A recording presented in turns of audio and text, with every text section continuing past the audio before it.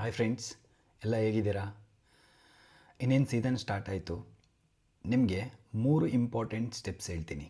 ಅಕ್ಕಿ ಬಿಡೋಕ್ಕಿಂತ ಮುಂಚೆ ಇದು ತುಂಬ ಇಂಪಾರ್ಟೆಂಟು. ಮೊದಲನೇದೇನೆಂದರೆ ಗೂಡು ಯಾವ ಥರ ಇಟ್ಕೊಬೇಕು. ಎರಡನೇದು ಅಕ್ಕಿನ ಯಾವ ಥರ ಮೇಂಟೈನ್ ಮಾಡಬೇಕು. ಮೂರನೇದು ಅಕ್ಕಿಗಳನ್ನ ಯಾವ ಥರ ರೆಕ್ಕೆ ಕೀಳಬೇಕು, ರೆಕ್ಕೆ ಕಿತ್ತಾದಮೇಲೆ ಏನು ಮಾಡಬೇಕು ಅನ್ನೋದು.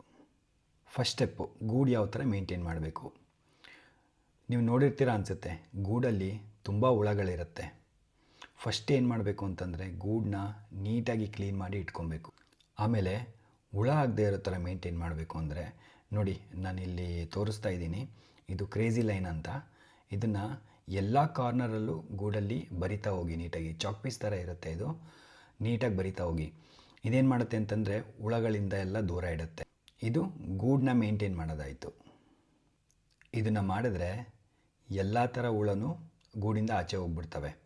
ನೀವೇನಾದರೂ ಇದೇ ಥರ ಬಿಟ್ವಿ ಅಂತಾರೆ ಏನಾಗುತ್ತೆ ಅಂತಂದರೆ, ಈಗ ನೋಡಿ, ಲಾಸ್ಟ್ ಟೈಮ್ ಯಾವುದೋ ಅಕ್ಕಿ ತುಂಬ ಚೆನ್ನಾಗಿ ಆಡಿರುತ್ತೆ. ಇದಕ್ಕಿದ್ದಂಗೆ ಈ ವರ್ಷ ಅದು ಸಣ್ಣ ಆಗೋಕ್ಕೆ ಸ್ಟಾರ್ಟ್ ಆಗುತ್ತೆ, ಪರ್ಫಾರ್ಮೆನ್ಸು ಇರಲ್ಲ.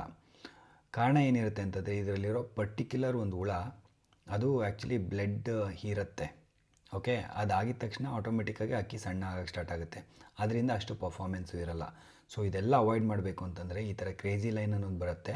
ಅದನ್ನು ಯೂಸ್ ಮಾಡಿಬಿಟ್ಟು ನೀವು ಅಕ್ಕಿನ ನೀಟಾಗಿ ಮೇಂಟೈನ್ ಮಾಡಿ.